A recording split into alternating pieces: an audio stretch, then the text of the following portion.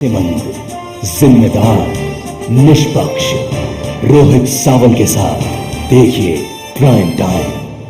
नमस्कार, आप देख रहे हैं प्रदेश का सबसे भरोसेमंद news channel India news Uttar Pradesh Uttarakhand. मैं हूं रोहित सावल। प्राइम टाइम की बड़ी बहस में आज हम बात करेंगे यूपी में पूरे हुए पांचवें चरण के मतदान की। इस बार पांचवें चरण में शाम 5 बजे तक 57% मतदान हुआ। हालांकि यह अभी फाइनल आंकड़ा नहीं है। जिन 51 सीटों पर आज वोटिंग हुई, वहां 2012 की बात करें तो सपा सबसे आगे थी और सपा ने 36 सीटों पर जीत दर्ज की थी। वहीं अब आज की वोटिंग के बाद यूपी में करीब करीब 3/4 सीटों पर चुनाव पूरा हो चुका है। सिर्फ 90 सीटें हैं जिन पर वोटिंग होनी बची है। ऐसे में सवाल यही है कि आज का मतदान प्रतिशत क्या इशारा कर रहा है और क्या 5 चरणों के चुनाव के बाद यूपी में जीत और हार का आंकड़ा तय हो चुका है। इन्हीं तमाम सवालों पर एक खास पैनल के साथ करेंगे आज के प्राइम टाइम की बड़ी बहस। भरोसेमंद, जिम्मेदार, निष्पक्ष रोहित सावल के साथ देखिए प्राइम टाइम। इससे पहले आपको तो आज के तमाम मेहमानों से रूबरू करवाया। आइए आपको वीडियो वॉल के जरिए जिलेवार दिखाते हैं कि आज कहां कितना मतदान हुआ और 2012 के चुनावी नतीजे क्या थे। सब अतुल का रुख करेंगे, मेरे सहयोगी वीडियो वॉल से मौजूद हैं। अतुल, बताइए अमेठी में आज का मतदान और 2012 के क्या स्थिति थी, क्या रिजल्ट थे, वो भी दिखाएं दर्शकों को। जी हाँ, बिल्कुल रोहित। सबसे हॉट सीटों में एक अमेठी की अगर बात करें तो देखिए इस वक्त जो मतदान प्रतिशत निकल कर आया शाम 5 बजे यानी 57% मतदान। हालांकि इसमें कुछ और इजाफा होगा, फाइनल आंकड़े आने अभी बाकी है। और अमेठी की जंग भी बेहद दिलचस्प है। 2012 की अगर बात करें तो 2012 में देखिए यहां पर नतीजे क्या थे। समाजवादी पार्टी की अगर बात करें तो यहां से 2 थी और 2 कांग्रेस अपनी सीटें जीतने में कामयाब रही थी। रोहित बिल्कुल अतुल, आगे चलेंगे। फैजाबाद की बात बताएं जल्दी से। जी हाँ, फैजाबाद की बात करें तो फैजाबाद की तस्वीर दिखाते हैं। शाम 5 बजे तक का जो यहां पर आंकड़ा है बेहतर है। 63% यहां पर मतदान हुआ था शाम 5 बजे तक। इसमें और इजाफा होगा, कमवेश 70 छू सकता है आंकड़ा। और 2012 के नतीजों की अगर बात करें तो 2012 में यहां पर 4 सीटों पर समाजवादी पार्टी और 1 सीट पर बीजेपी कब्जा जमाने में कामयाब रही। बिल्कुल, तो आपने यहां की स्थिति बताई, बलरामपुर की स्थिति बताइए अतुल। जी हाँ, बलरामपुर की अगर बात करें तो बलरामपुर में जो शाम 5 बजे तक का आंकड़ा निकल कर आया, वहां बता दें 53% मतदान यहां पर हुआ बलरामपुर में। और 2012 के नतीजों की अगर बात करें रोहित यहां पर तो देखिए यहां पर 2012 के जो नतीजे थे, समाजवादी पार्टी 4 सीटों पर काबिज रही थी। रोहित बिल्कुल, गोंडा की स्थिति अतुल क्या रही? जी हां, गोंडा भी अपने आप में दिलचस्प लड़ाई के लिए इस वक्त सुर्खियों में थी। फिलहाल मतदान प्रतिशत की बात करें तो यहां पर 60 का आंकड़ा छूता हुआ 59% मतदान, जिसमें कमोबेश इजाफा अच्छा खासा हो सकता है। आखिरी दौर में वो फाइनल आंकड़ा आना बाकी। अगर 2012 के नतीजों की बात करें रोहित तो यहां पर दिखाते अपने दर्शकों को, समाजवादी पार्टी के पास यहां से 6 सीटें गई थी 7 में से, और 1 सीट पर यहां बीजेपी काबिज रही थी। बिल्कुल, तो अतुल सुल्तानपुर की स्थिति भी बताइए, मतदान प्रतिशत और 2012 के नतीजे। जी हां, सुल्तानपुर की अगर बात करें तो शाम 5 बजे तक यहां पर जो आंकड़ा आया यह भी अपने आप में बेहतर है। 60% मतदान यहां पर हुआ है, इसमें भी इजाफा होगा, फाइनल आंकड़े आने बाकी हैं। और 2012 के नतीजों की बात करें तो 2012 में समाजवादी पार्टी यहां पर 5 सीटों पर काबिज रही थी, यानी सिर्फ और सिर्फ साइकिल चली थी। बिल्कुल अतुल, सिद्धार्थनगर की स्थिति बताइए, मतदान प्रतिशत और 2012 के नतीजे। जी हां, सिद्धार्थनगर की अगर बात करें तो सिद्धार्थनगर में शाम 5 बजे तक 53% मतदान था। कुछ जगहों से थोड़ा सा कम है, लेकिन इसमें भी इजाफा होगा, कमोबेश 5-6% इजाफा हो सकता है। और 2012 के नतीजों की अगर बात करें तो 2012 में समाजवादी पार्टी यहां पर 3 सीटों पर काबिज रही, 1 सीट बीजेपी के खाते में और 1 सीट अन्य के खाते में गई। बिल्कुल, अंबेडकर नगर की स्थिति क्या रही अतुल आज? जी हां, अंबेडकर नगर अपने आप में बेहद दिलचस्प बसपा के नजरिए से। लेकिन अगर फिलहाल बात करें मत प्रतिशत की तो अच्छा खासा मतदान यहां पर हुआ है। 65% मतदान रोहित यहां पर शाम 5 बजे तक दर्ज हुआ था, जिसमें और इजाफा होना बिल्कुल लाजमी है। और 2012 के नतीजों की अगर बात करें तो 2012 में समाजवादी पार्टी ही यहां पर चल पाई थी, यानी साइकिल ही जमकर दौड़ी थी, बाकी सब शून्य। अतुल, बहराइच की स्थिति भी बताएं दर्शकों को, क्या स्थिति वहां पर आज रही और 2012 का आंकड़ा। जी हाँ, बहराइच की अगर बात करें तो शाम 5 बजे तक जो वहां से आंकड़ा निकल कर आया, हालांकि फाइनल नहीं है, 60% यहां पर भी मतदान हुआ। और ये अपने आप में बेहद दिलचस्प हो जाता है कि 60% मतदान शाम 5 बजे तक, इसमें इजाफा और होगा। 2012 के नतीजों की अगर बात करें तो तस्वीर हम दिखाते हैं ग्राफिक के जरिए कि ये देखिए 2 सीटों पर समाजवादी पार्टी थी और बसपा 1 सीट पर काबिज रही। बीजेपी के खाते में 2 सीटें गई। और अगर बात करें कांग्रेस की तो 2 सीटें उसके पास रही, यानी यहां पर मिला जुला रहा 2012 का नतीजा। बिल्कुल अतुल, श्रावस्ती की स्थिति भी बताएं दर्शकों को, क्या आज वहां पर मतदान प्रतिशत रहा? जी हाँ, बिल्कुल। अगर श्रावस्ती की बात करें तो श्रावस्ती में भी जो मतदान प्रतिशत निकल कर आया अपने आप में बेहद दिलचस्प है। देखिए 64% मतदान शाम 5 बजे तक, इसमें किसी भी हालत में हम कह सकते हैं रोहित कि कम से कम 5% और जुड़ेगा तो अपने आप में 70 का आंकड़ा छूता हुआ तो यह बेहतर है। 2012 के नतीजों की अगर बात करें तो समाजवादी पार्टी यहां से 2 सीटें कब्जा जमाने में कामयाब रही थी। बिल्कुल। बस्ती की क्या स्थिति रही अतुल आज? जी हां, बस्ती की अगर बात करें तो बस्ती में भी देखिए यहां 59% मतदान शाम 5 बजे तक हुआ और 59% मतदान शाम 5 बजे तक का है तो इसमें भी इजाफा होगा। और 2012 के नतीजों की अगर बात करें तो समाजवादी पार्टी यहां से 2 सीटें, उसके अलावा बसपा भी 2 सीटें जीतने में कामयाब रही। बीजेपी का खाता नहीं खुला लेकिन कांग्रेस 1 सीट पर खाता खोलने में कामयाब रही थी। बिल्कुल अतुल, आप आखिर में संत कबीर नगर की स्थिति बताएं। जी हां, आखिरी अगर बात करें संत कबीर नगर की तो उसका भी नजारा देखते हैं। 53% मतदान यहां पर कुछ जगहों की तुलना में यहां पर कम है लेकिन फिर भी इसमें इजाफा होगा, 60 का आंकड़ा छू सकता है। और 2012 के नतीजों की अगर बात करें तो 2012 में हम आपको दिखाते हैं कि यहां पर क्या आंकड़ा था। समाजवादी पार्टी के खाते में 2 सीटें और उसके अलावा अन्य के खाते में 1 सीट यहां पर गई थी। बिल्कुल अतुल, और अब आखिर में दर्शकों को दिखाएं, अगर हम ओवरऑल बात करें 51 सीटों की तो किस तरह की स्थिति है? जी हां, पूरे अगर 51 सीटों को हम देखें यहां पर टटोलकर ओवरऑल तो आपको दिखाते हैं दर्शकों को यहां पर कि किस तरीके का 2012 में नतीजा था। देखिए 36 सीटें उस वक्त समाजवादी पार्टी जीतने में कामयाब रही थी, 3 सीटों पर बसपा थी, 5 सीटों पर बीजेपी और 5 सीटों पर ही कांग्रेस भी रही और 2 सीटें ऐसी थी जो कि अन्य के खाते में गई थी। इस बार इसमें कितना बड़ा परिवर्तन होगा देखना जरूरी है। रोहित। अतुल, आपका बहुत बहुत शुक्रिया। बहरहाल बढ़ते हैं आगे और चलिए अब जल्दी से आज के प्राइम टाइम की बड़ी बहस के बड़े सवालों पर एक नजर डालते हैं। प्राइम टाइम की बड़ी बहस का पहला बड़ा सवाल यही कि मतदान प्रतिशत क्या इशारा करता है? 57% मतदान क्या इशारा कर रहा है? हालांकि इसमें थोड़ा इजाफा हो सकता है क्योंकि हम ये बता रहे हैं आंकड़े 5 बजे तक के हैं। और दूसरा बड़ा सवाल, क्या यूपी में तय हो चुका है जीत और हार का आंकड़ा? एक मैजिकल फिगर क्या सामने आ चुकी है, यह भी जानना जरूरी है। और 57% मतदान क्या इशारा कर रहा है, यह जानने के लिए हमारे साथ कुछ खास मेहमान डॉक्टर चंद्रमोहन, भारतीय जनता पार्टी के नेता प्रवक्ता हमारे साथ मौजूद हैं। डॉक्टर चंद्रमोहन साहब, आपका बहुत बहुत स्वागत है। इसके अलावा जिशान हैदर साहब हमारे साथ मौजूद हैं, कांग्रेस के नेता हमारे साथ मौजूद है जिशान हैदर साहब। जिशान हैदर साहब, आपका स्वागत। जगदेव सिंह जी मौजूद हैं समाजवादी पार्टी से, जगदेव जी आपका भी स्वागत। और वरिष्ठ पत्रकार, राजनीतिक विश्लेषक हेमंत तिवारी साहब भी हमारे साथ मौजूद है। हेमंत जी, आपका बहुत बहुत शुक्रिया। चर्चा की शुरुआत हेमंत जी आपसे। हेमंत जी, 57%, हालांकि इसमें अभी थोड़ा परिवर्तन आंकड़े में हो सकता है, क्या इशारा हेमंत जी ये कर रहा है, ये जो मतदान प्रतिशत है?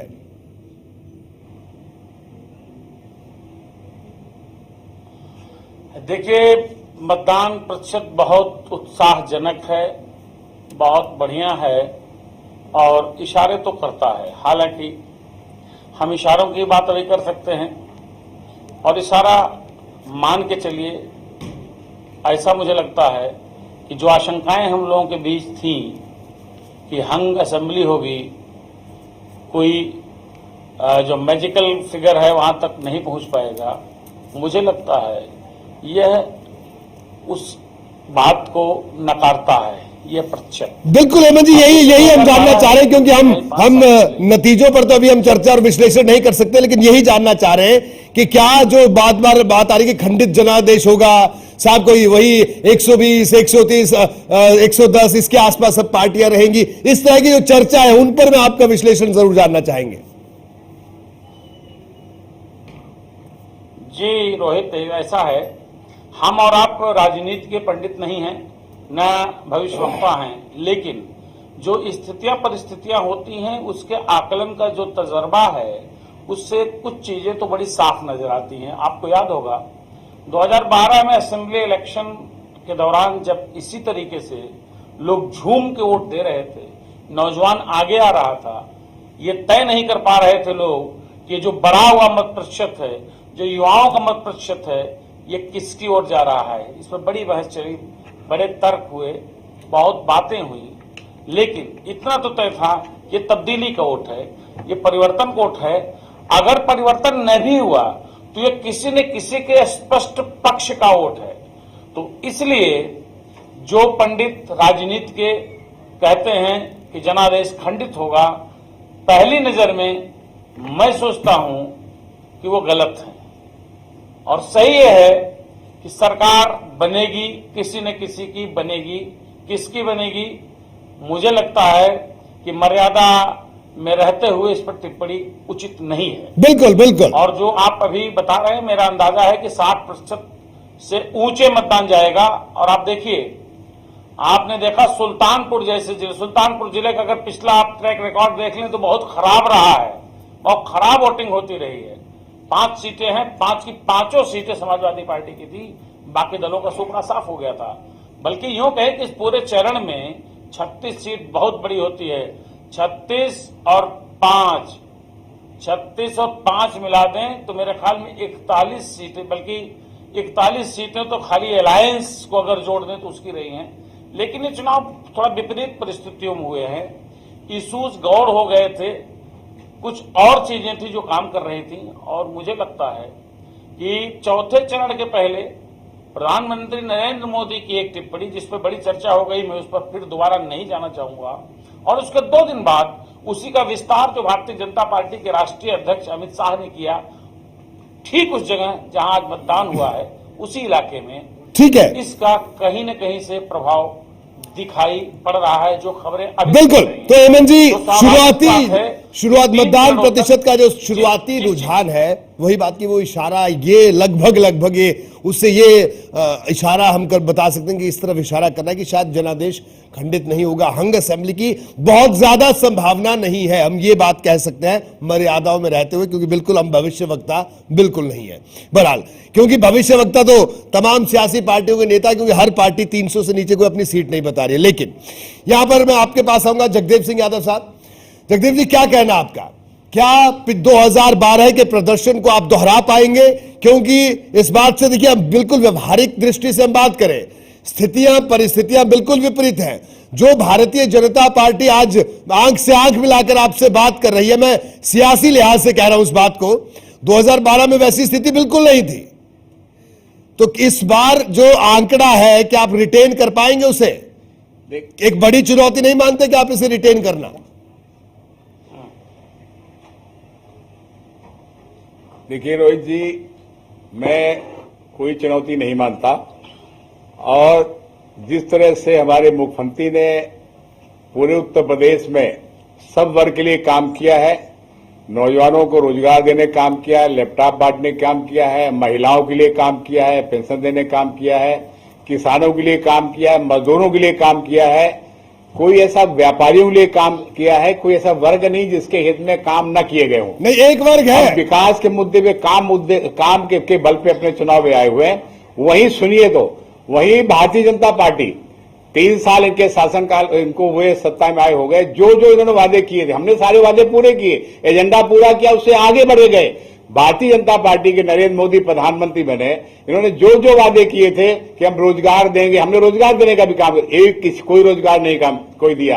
15 लाख की बात की थी, वो काम नहीं किया। और कहा अच्छे दिन कोई नहीं कहा, और उल्टे नोटबंदी करके लोगों को कतार में खड़ा कर दिया। आज जो आप लंबी कतार देख रहे हैं, वही लाइन है नौजवानों की है, जिनको जवाब देना चाहती है। और मोदी सिर्फ जुमलेबाजी करते हैं, काम कुछ नहीं करते हैं। ये सांप्रदायिक भावना भड़का कर काम करना चाहते हैं। हमारे मुख्यमंत्री ने कई बार इनको चैलेंज किया, आप हमें और बहस करें, मैं बहस करते हैं, आप काम के दम पे बात करें। आपने क्या क्या काम 3 साल में किए हैं? बिल्कुल। ओला वृक्ष हुई किसानों के लिए, समाजवादी पार्टी ने किया। जगदेव जी, इस पे जवाब लेंगे डॉक्टर चंद्रमोहन से दोबारा इतिहास, लेकिन मैं बड़ी माफी के साथ आपको यहाँ पर रोकूंगा। जगदेव और बीएसपी की आप बात करें, बीएसपी कुछ है ही नहीं जी। माफी के साथ रोक रहा हूं जगदेव जी, एक छोटी सी बात उससे बोलती है जी। डॉक्टर चंद्रमोहन से इसका जवाब लेंगे, लेकिन उससे पहले एक छोटा सा सवाल मेरा। आपने कहा कि हर वर्ग का विकास हुआ, हर वर्ग को सम्मान दिया आप लोगों ने, लेकिन मेरा सवाल बड़ा गंभीर है। सवाल ये, उस वर्ग का क्या होगा? क्योंकि मेरा सवाल ये था कि क्या आप ये रिटेन कर पाएंगे सीटें? क्योंकि पिछली बार पूरा परिवार एक था, पूरी समाजवादी पार्टी एकजुट थी, अखिलेश का एक अलग तरह का करिश्मा उनका था कि विदेश से पढ़कर आए हैं, नौजवानों में एक अलग तरह की स्थिति थी। लेकिन आपने कहा हर वर्ग के लिए काम किया है, लेकिन शिवपाल यादव साहब का वर्ग और नेताजी की जो श्रेणी थी, उस श्रेणी के कुछ नेता थे, उस वर्ग का तो कोई काम नहीं किया। वर्ग तो एकदम हाशिए पर धकेल दिया उस वर्ग को आपने। तो आपको नहीं लगता कि वो उस वर्ग ने कोई असर डाला होगा कहीं? देखिए, ये कैसे कहते उस पर काम नहीं किया। मैं समझता हूं तमाम पुराने नेता, हमारे केंद्र नेता, सारे उस वर्ग के लोग हैं और जहां तक आप शिवपाल जी की बात करते हैं, नेताजी के आशीर्वाद हमारे मुख्यमंत्री के साथ है। उन्होंने लगातार कहा दोबारा मुख्यमंत्री बनेंगे, पार्लियामेंट तक उनके काम की तारीफ की। और आप गलत फहमी में न रहे, सारा परिवार देखिए जगदेव साहब, जगदेव जी हम बिल्कुल गलत फहमी में नहीं है, लेकिन ये तो वैसी स्थिति हो गई जैसे भारतीय जनता पार्टी के नेता कहते हैं कि भगवान राम हमारी आस्था के केंद्र है, लेकिन मंदिर आज तक नहीं बना। वैसे अब आपके लोग कहते हैं कि नेताजी का आशीर्वाद हमें मिल गया है, नेताजी का पूरा आशीर्वाद है। नेताजी नहीं है, उनका आशीर्वाद है, मंदिर नहीं है, भगवान राम पर पूरी आस्था है। तो ये तो ठीक वैसी ही बात हो गई। बहरहाल चंद्रमोहन जी, क्या कहना आपका? तमाम आरोप लगाए जगदेव सिंह यादव साहब ने, उनका कहना भी तो देखें, आपने कुछ नहीं किया, और उनका कहना है कि इस बार भी आपको जो चुनौती समाजवादी पार्टी यानी गठबंधन ने दी है, आप उस चुनौती का सामना नहीं कर पाएंगे, ये बात उन्होंने कही है।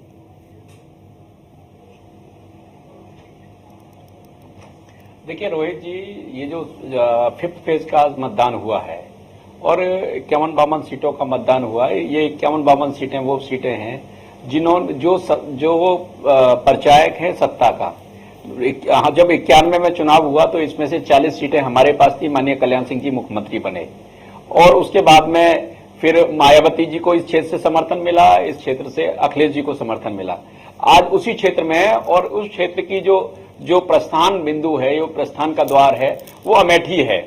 अमेठी है और अमेठी के इस फेज के जो पोस्टर बॉय हैं वो हैं गायत्री इस फेज के पोस्टर बॉय हैं। गायत्री के चेहरे पर ये इस चरण का चुनाव हुआ है और जिस तरीके से गायत्री को लेकर मुख्यमंत्री जी कॉन्शियस रहे हैं, मुख्यमंत्री जी का संरक्षण रहा है। तमाम लोग बर्खास्त हुए मंत्रिमंडल से, लेकिन गायत्री आज तक मंत्रिमंडल की शोभा बढ़ा रहे हैं। ये वही गायत्री हैं जो उत्तर प्रदेश को खोखला करने का काम करते हैं। ये वही गायत्री हैं जो परिवहन मंत्री बनके पूरे उत्तर प्रदेश में पैरेलल परिवहन की व्यवस्था चलाते हैं।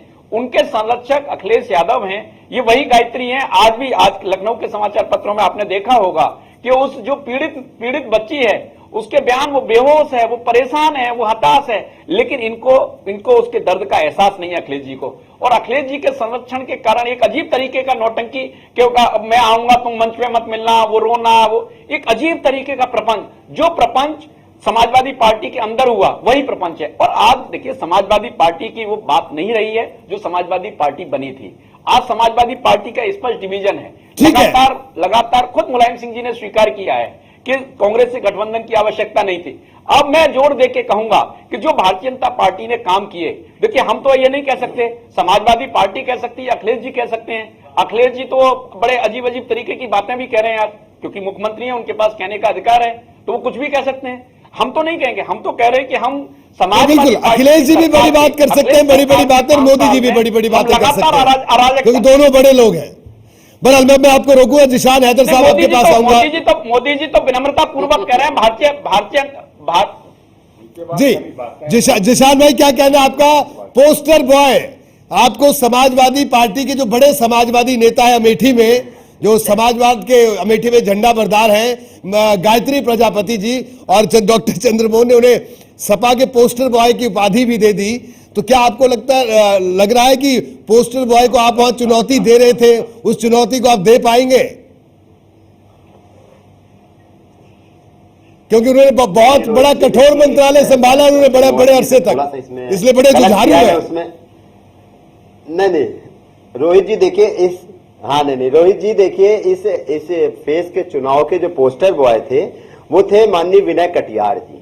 देखिए हम सुबह से आज हम किसी चैनल पे थे तो मैंने कहा कि अभी तक कोई देखिए कुछ भी ऐसा नहीं आया भारतीय जनता पार्टी, क्योंकि फैजाबाद में चुनाव हो रहा है, आज अभी तक कुछ ऐसा बयान नहीं आया जिससे जो है आप ये कहें कि हाँ फैजाबाद में भी चुनाव है। उसके 15 मिनट बाद माननीय विनय कटियार जी ने कह दिया कि अयोध्या में रहना है तो राम राम कहना है।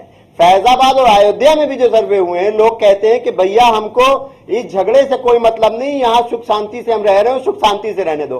25 साल हो गए, आज 25 साल हो गए भारतीय जनता पार्टी ने कहा हम पहले मेजॉरिटी में नहीं आए सरकार में, हम मेजॉरिटी में आएंगे तो आएंगे। तो देखिए राम के नाम को पे ये लोग, भारतीय जनता पार्टी के लोग, सबको पता है, पूरी देश को, पूरी जनता को पता है कि सिर्फ ठग रहे हैं और राम के नाम को बेच रहे हैं।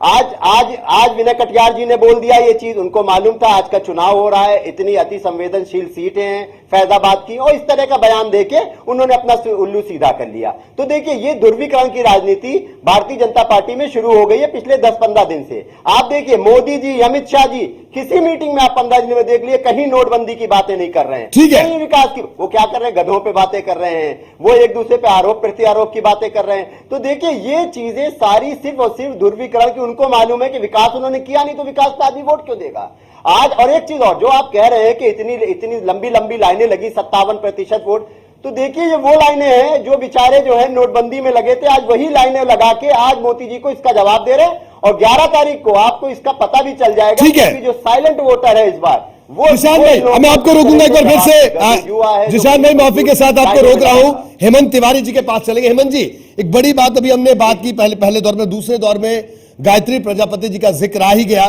क्योंकि उनके जिक्र के बिना तो इस चरण का चुनाव होना नामुमकिन है, कोई बहस होना नामुमकिन है।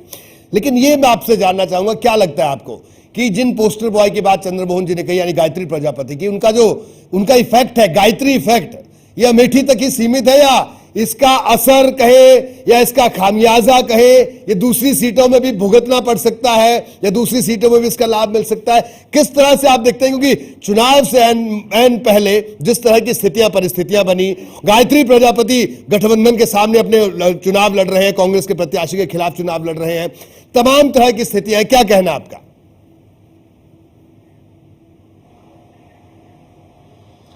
देखिए, गायत्री प्रसाद चुनाव नहीं लड़ रहे हैं। गायत्री प्रसाद वहां के सिटिंग विधायक हैं और उन्हीं अमिता सिंह को उन्होंने 2012 में हराया था, जो अलायंस की होते हुए उनसे मुकाबिल है।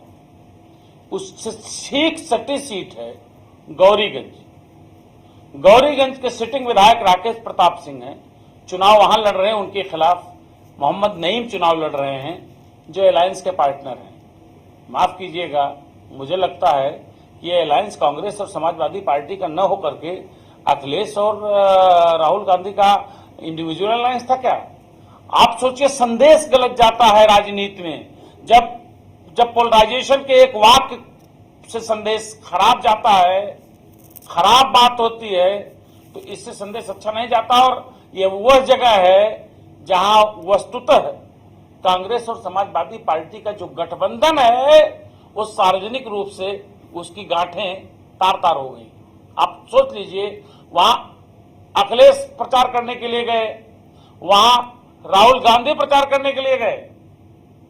आप सोचिए जनता से क्या कहेंगे?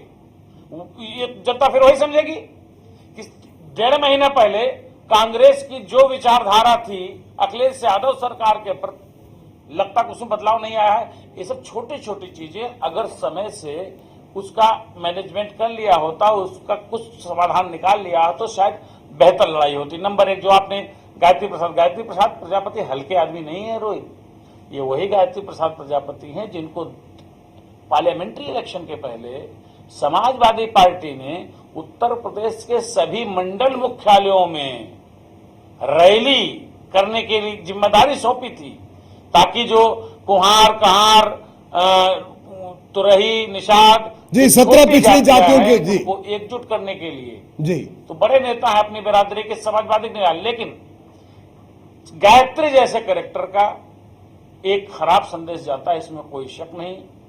और ये चरण जो है वास्तव में कई चीजों की याद दिलाता है। जैसे अभी जिशान भाई ने कहा कि 25 साल पहले भाजपा ने वादा किया था। ध्यान रखिएगा, 25 साल समाजवादी पार्टी के हुए हैं। मुलायम सिंह यादव ने बहुत परिश्रम से, बहुत कलेजे से समाजवादी पार्टी गठन किया था। भारतीय जनता पार्टी का वनवास काल 14 साल वाला है, और कांग्रेस जो हमारे बगल में जिशान साहब बैठे हैं, इनकी पार्टी का डबल वनवास है, 28वां साल। तो सालों का भी बड़ा महत्व है इस चुनाव में। और 11 तारीख के बाद कई नई परिभाषाएं आएंगी, जैसे जुमले अभी चुनाव में कहे जा रहे हैं, वैसे नई परिभाषाएं आएंगी जी। पर मैं एक बात कहूंगा, किसान साहब ने भी इसका इशारा किया कि मोदी जी तो एक पत्थर उछाल के चले गए जनाब समंदर में, और 1 लाख बलबले उठ गए। उनको जो करना था उन्होंने कर दिया, अमित शाह को जो करना था उन्होंने कर दिया। उनको मालूम था हम तो कौवा कान ले गया बोल देंगे, उसके बाद लोग कान की तलाश में इतना चिल्लाएंगे कि उसकी अनुगूंज जो है पूरे पूरे परिदृश्य में, ठीक है, पूरे परिवेश में। बिल्कुल सही। हेमंत जी माफी के साथ आपको यहाँ पे रोकूंगा, माफी के साथ आपको हेमंत जी यहाँ पे रोक रहा हूं। एक छोटे से ब्रेक के लिए मुझे रुकना है, ब्रेक के बाद जल्द हाजिर होंगे। तमाम मेहमान हमारे साथ मौजूद हैं, ब्रेक के बाद जल्द हाजिर होंगे। प्राइम टाइम की बड़ी बहस जारी है इस ब्रेक के बाद भी।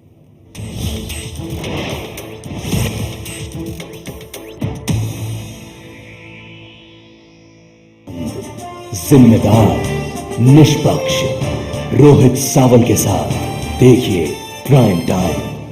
ब्रेक के बाद आपका स्वागत है। हमारे साथ तमाम मेहमान मौजूद हैं। भारतीय जनता पार्टी के नेता डॉक्टर चंद्रमोहन हमारे साथ मौजूद हैं। इसके अलावा जगदेव सिंह यादव साहब समाजवादी पार्टी से, जिशान हैदर साहब हमारे साथ मौजूद हैं कांग्रेस से, और वरिष्ठ पत्रकार हेमंत तिवारी साहब भी हमारे साथ मौजूद हैं। और उमा भारती कह रही हैं कि भारतीय जनता पार्टी धर्म और जाति की राजनीति नहीं करती है। समाजवादी पार्टी के लोग भी यही कहते हैं कि हम धर्म और जाति की राजनीति नहीं करते हैं। कांग्रेस वाले भी कहते हैं कि धर्म और जाति की राजनीति नहीं करते हैं। तो हेमंत तिवारी साहब ने धर्म और जाति की राजनीति कौन करता है, हम और आप करते हैं क्या? ये अपने आप में बड़ा सवाल है और अजीब स्थिति है। लेकिन खैर, बयान है, नेता बयान तो देंगे ही। बड़ा सवाल अभी है, जगदेव सिंह यादव साहब आपसे ये जानना चाहेंगे। यादव साहब, क्या आपको लगता है, बड़े बड़े साफ गोई से मैं आपसे सवाल पूछूं, बड़ा सीधा जवाब चाहूंगा। आपको लगता है कि क्या ये चुनाव जो विकास के एजेंडे की बात आप लेकर चल रहे हैं कि साहब काम बोलता है, हमने काम किया है, क्योंकि अब 5 चरण खत्म हो गए, क्या आपको महसूस हुआ कि आप उस ट्रैक को बरकरार रखने में कामयाब हुए?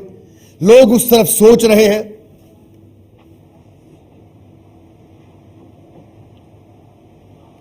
देखिए, हमने पूरा चुनाव माननीय मुख्यमंत्री के पूरा चुनाव हम विकास के मुद्दे पर लड़े।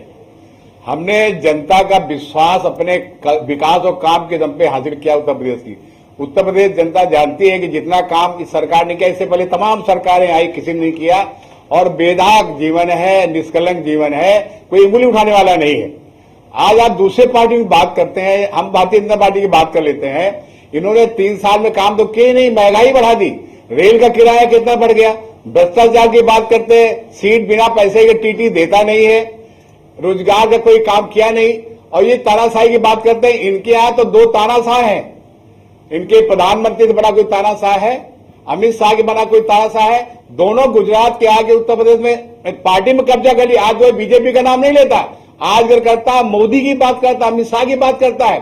ये वास्तव में एक राजनीतिक आतंक है जो पार्टी के अंदर फैला रखा, वही ये देश में फैलाना चाहते हैं। इसलिए जनता का विश्वास इन पे हट गया, खो चुका है। झूठे वादे करने से कोई काम नहीं चलता, और आप सपने दिखाने से कोई काम नहीं करता। आप काम करके दिखावे तब जनता मानेंगे, जो काम करके दिखाया उत्तर प्रदेश ने।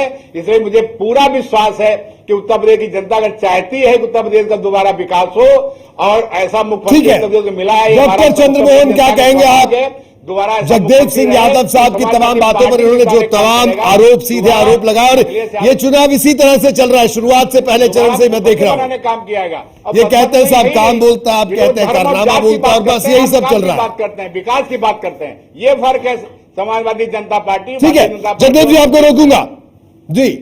डॉक्टर चंद्रमोहन, उत्तर प्रदेश के रोहित जी, उत्तर प्रदेश के मुख्यमंत्री उत्तर प्रदेश का मजाक उड़ाते रहे हैं। पूरे 5 साल उन्होंने मजाक के अलावा कुछ नहीं किया उत्तर प्रदेश के साथ में। कोई सीरियस उनमें कोई गंभीरता उनमें कभी नजर नहीं आई। आप देखो कि वो बात, उत्तर प्रदेश उनके मुख्यमंत्री रहते हुए लखनऊ, अपने भारत में सर्वाधिक प्रदूषण वाले शहरों में से एक लखनऊ बना है। तो लखनऊ में चाहे पर्यावरण के प्रदूषित होने का बात हो, चाहे उत्तर प्रदेश में दहशत की खेती का बात हो, अखिलेश जी की उपलब्धि है कि खेत की मेड़ तक दंगा पहुंचा। ये अखिलेश जी की उपलब्धि है। अखिलेश जी की उपलब्धि है कि उन्होंने कहा कि देखो मेरे को व्हाट्सएप पे मैसेज आया और मैंने बरेली में पैसा पकड़वा दिया।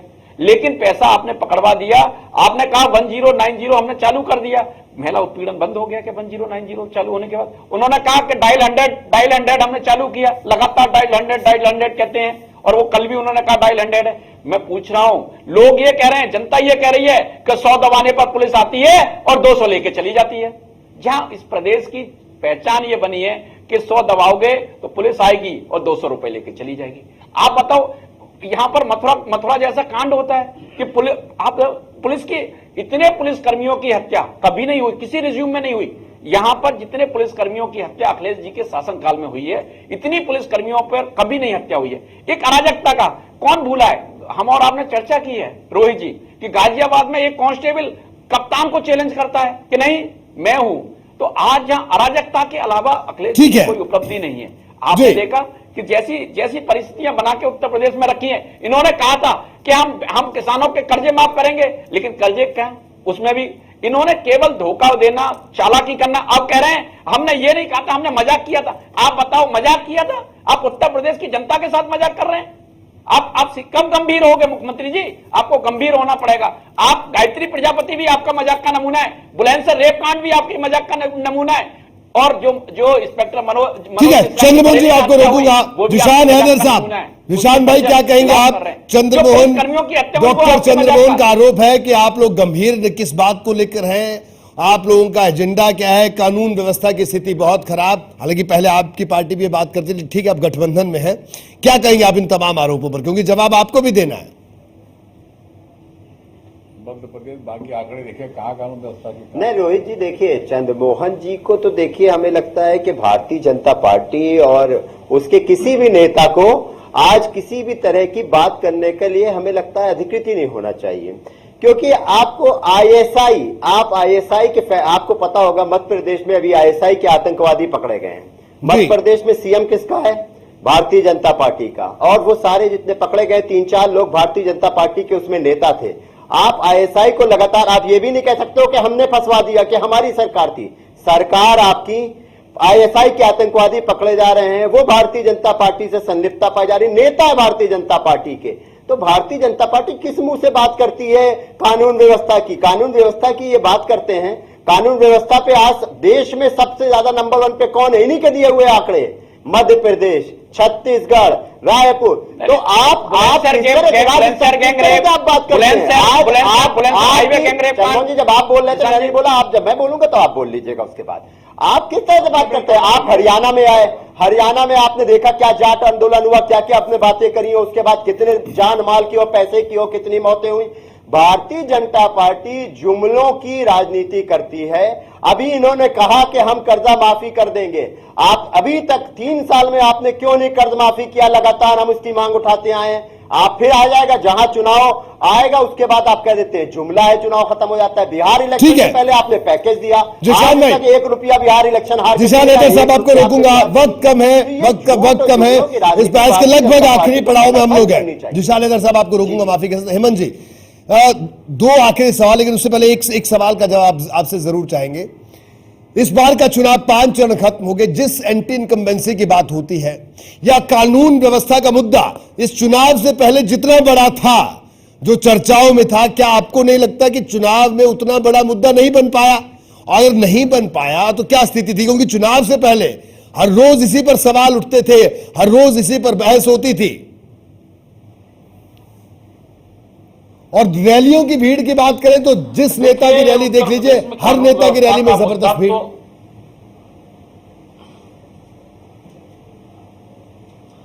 देखिए रोहित, एक बात बता दूं, उत्तर प्रदेश में तो लॉ एंड ऑर्डर एक चुनावी मुद्दा रहा है, वैसे भी एक मुद्दा रहा है। और आपको ध्यान होगा कि 2007 तक शुरुआत तक बहुत अच्छी सरकार चला रहे थे मुलायम सिंह यादव। सरकार गई तो खाली लॉ एंड ऑर्डर के नाम पर एक स्वाभाविक प्रत्याशा रहती है कि मायावती बेहतर करती हैं कानून व्यवस्था, उनको थंपिंग मेजॉरिटी मिली, पूर्ण बहुमत से वो सरकार में आई। लेकिन जो अपेक्षा उनसे थी वो भी उसको परफॉर्म नहीं कर पाई, इसमें कोई शक नहीं है।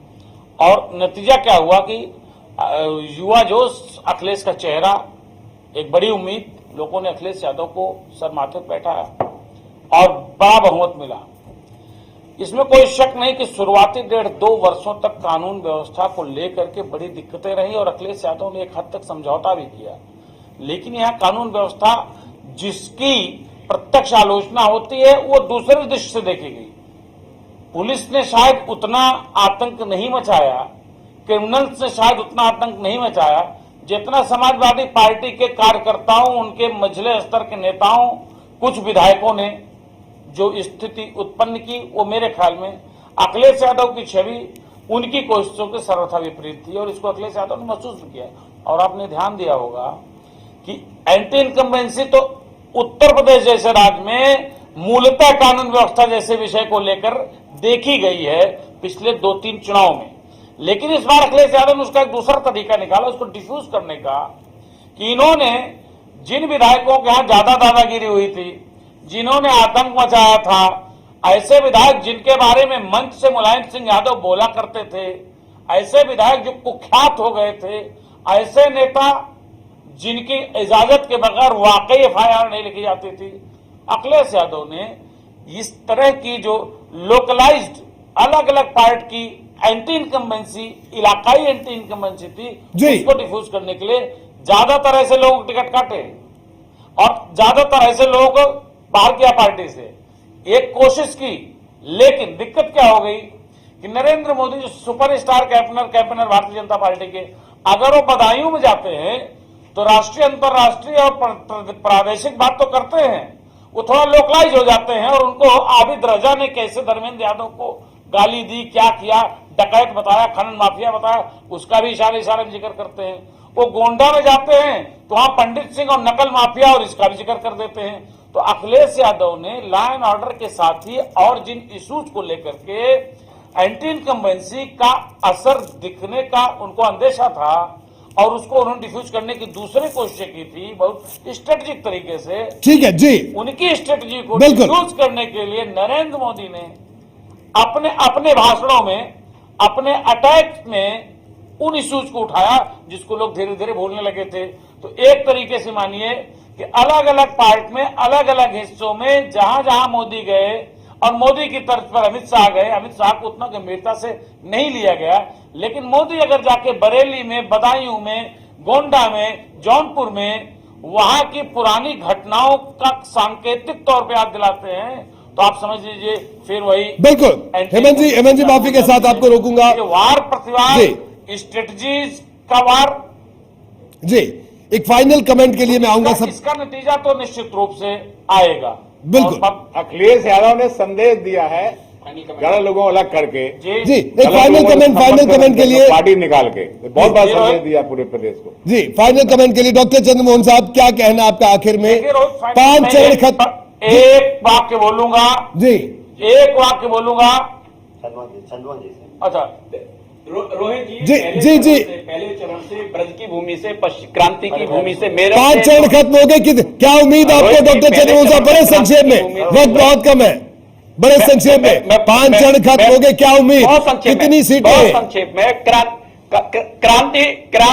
क्रांति आप रोहित जी आप चुप होंगे जब भी बोलूंगा मैं। क्रांति की भूमि मेरठ से जो चरण प्रारंभ हुआ है, विधानसभा का चुनाव प्रारंभ हुआ है, वो लखनऊ होता हुआ जब आज 5वें चरण में पहुंचा है तो हमारी प्रगति की दर उत्तरोत्तर बढ़ती चली जा रही है और ये हम लगातार आगे बढ़ रहे हैं। हम लगातार आगे बढ़ रहे हैं, हम उसी तरीके से आप आगे बढ़ रहे हैं। जैसे हमने अराजक जगदेव सिंह यादव साहब आपका बड़े संक्षेप में। नंबर 1 है, आज नंबर 1 है और हम एक बार फिर इस 5वें चरण में 91 दोहराने जा रहे हैं जी। ये जिस तरह से ये आरोप लगाते हैं, मैं समझता हूं उत्तर प्रदेश के मुख्यमंत्री अखिलेश यादव ने एक तो हमारे जो अपराधी प्रवृत्ति के लोग थे सबको पार्टी से किनारे किया, बाहर का रास्ता दिखाया और जनता के सामने संदेश दिया कि हम अपराधियों के खिलाफ हो, चाहे अतीक अहमद हो, चाहे अंसारी जिशान हैदर साहब, डीपी यादव, अमर जी माफी के साथ रोकूंगा। काम के मामले में कोई जवाब नहीं है। फाइनल कमेंट जिशान हैदर साहब। और बीजेपी जैसे लोग इनके रोहित जी 5 सीटें जो आपने बीजेपी की दिखाई थी इस फेस में, उसको भी हम में गिन लीजिएगा। बस ये हमारा फाइनल कमेंट है, वो भी हम ही जीतने जा रहे हैं। तो चलिए जी रोहित, सब लोगों के अपने अपने। हेमंत जी आप एक फाइनल कमेंट दे रहे थे संक्षेप में।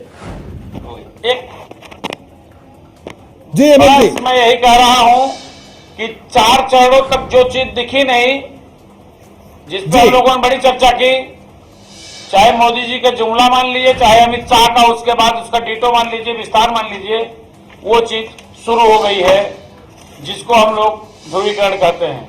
5वें चरण से बखूबी शुरू हो गई है और मायावती को जगह जगह सफाई देनी पड़ रही है कि हम भारतीय जनता पार्टी से कोई समझौता नहीं करेंगे। सांप्रदायिकता और जात-पात के आधार पर जो चुनाव जीतना जनता उनको सीधा जवाब दी। ठीक है हेमंत जी, आपका बहुत बहुत शुक्रिया। डॉक्टर चंद्रमोहन साहब आपका बहुत बहुत शुक्रिया।